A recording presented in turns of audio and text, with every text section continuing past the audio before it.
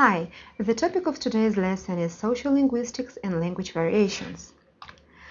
Well, first of all, what sociolinguistics is. You know that it's one of the branches of applied linguistics, and it explains how language is used by society and explains why languages change, studies language variations like dialects, accents, and also studies and describes language varieties between ethnic groups, religious status, and gender groups, and explains how educational level can influence the language differences. So it's everything that is related between language and society, how speakers of different languages use language.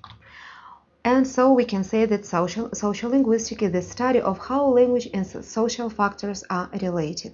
Why we use this kind of language in one situation and not another. So what makes us choose different set of expressions when speaking to adult people or when speaking with our classmates or in different situations. Why we choose formal or informal language in different situations. So everything is related to sociolinguistics. Well, so one of the main parts of sociolinguistics, language variations. Let us start with standard and non-standard language.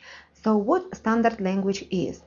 A standard language can be described as a mode of usage of most educated speakers of a society. And how we know that language it's a standard language? How can we know? It should be represented by grammar books, by textbooks, and vocabulary should be represented in dictionaries. Well, and also this kind of language is used in mass media, in television, and education. So it's a formal language used by educated speakers, and it can be said it's a prestigious form of language. In difference, what is non-standard language? Well, non-standard language was originally used by some linguists to refer to varieties that previously had been labeled with terms such as vulgar language.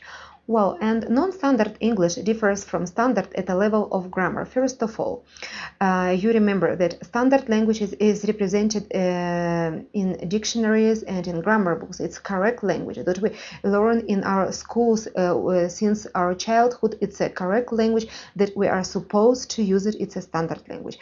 But non-standard, I repeat again, it doesn't follow grammar or pronunciation rules of standard language.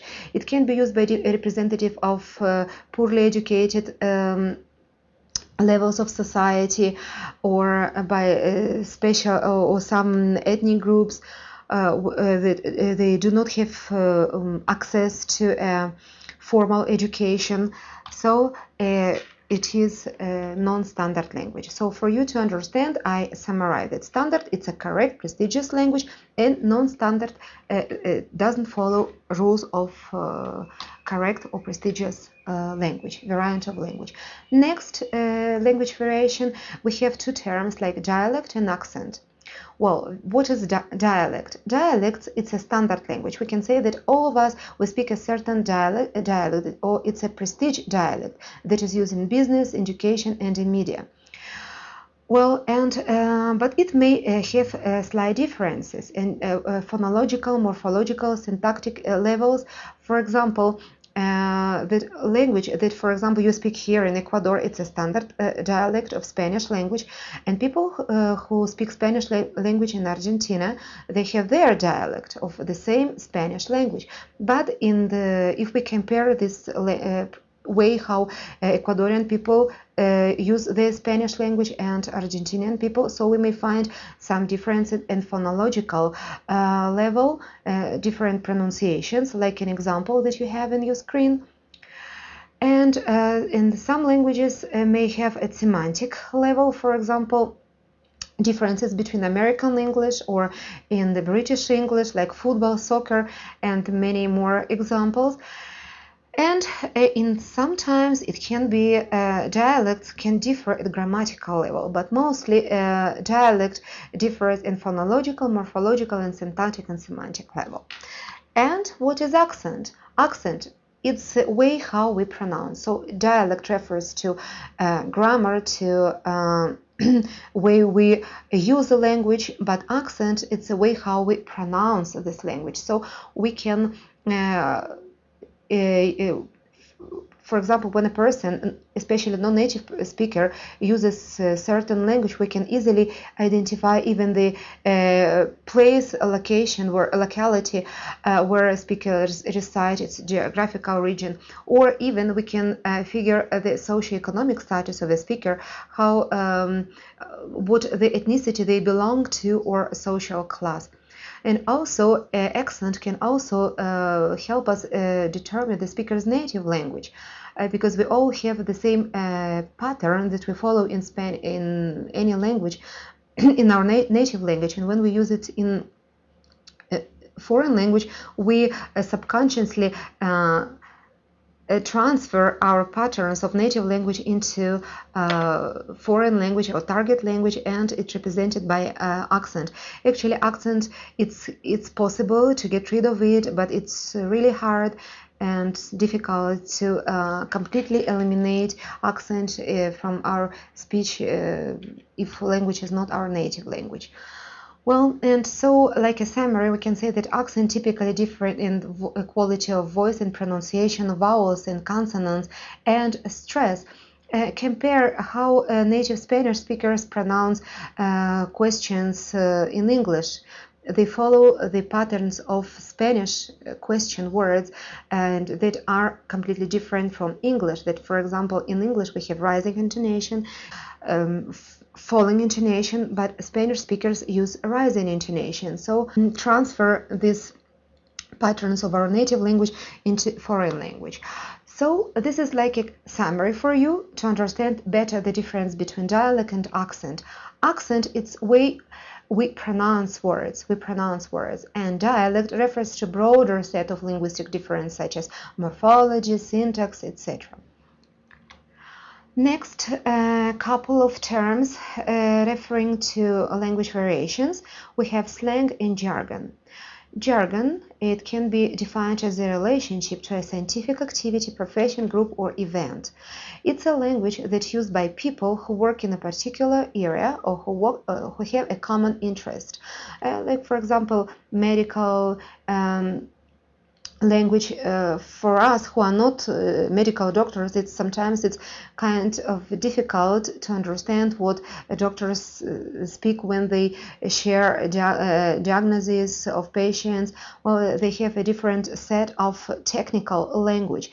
The same can be met in many professions, like traffic controllers and military, and many other aspects where people need to use technical language. So it's jargon. But what is slang? And jargon also can provide speakers of specialized domains with well-defined and ambiguous terms to refer to their activities.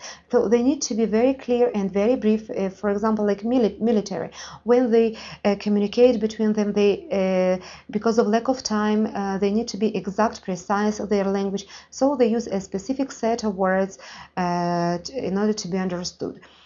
And it can be also used not only by professionals, but some groups, like, for example, criminals in prison. They also can use a specific set of I would say technical vocabulary that people from outside, people who don't belong to these groups of criminals, simply cannot understand what they speak about. It's like a codified language, kind of a secret language. It's a language that can be managed only by speakers who belong to this specific group. Well, and I'd like you to be very clear that slang and jargon are not the same. So for this you need to know what slang is. Slang refers to use of informal words and expressions that are not considered standard in the speaker's dialect or language. Well, here I would like to clarify that slang is not necessarily mean incorrect language. It can be a language that belongs to standard correct language, but that speakers of language just give different meaning to some words. Like in Spanish, pelada, it refers to, young people. Yeah, it's a kind of slang word that only young people may understand what it means. Well, and also slang words, another group of slang words constituted of so-called taboos or euphemisms. What are these words? These are words that people avoid using in direct communication, so they try to substitute some inoffensive terms, like in the example you have in your screen, that for died or person who died, we say that person passed away. Yeah, and in some more occasions, for example, people who don't want to refer to words like, for example, devil, they may say that someone who has horns and a tail, and in order to avoid using direct nomination. Well, it's a main difference between jargon and slang, and I summarized it for you in this table. So you can see that jargon refers to technical vocabulary of a particular profession, group, or trade. Well, and a specific dialect resulting from a mixture of several languages. Also, it's a scientific definition that I found in some dictionaries. And slang, it's a variety of language used by a restricted part of population, usually young people, teenagers, or less respectable groups like criminals, for example. And its vocabulary is not long-lasting. It can be not in fashion anymore. And for example, younger generation can ask grandparents what words were in fashion in those times. But now young generation uses a different set of words. It's I'm sure that our children and children of our children will use different terminology as slang words. So even by specific terms used as slang, we even can determine the time, historical time, when this specific word was used and was popular. Well, and among terms of language variation, we also need to mention code switching. It's one of the phenomenon that present in a language variation. Well, and most of you have maybe experienced situations when we need to switch codes when we speak to different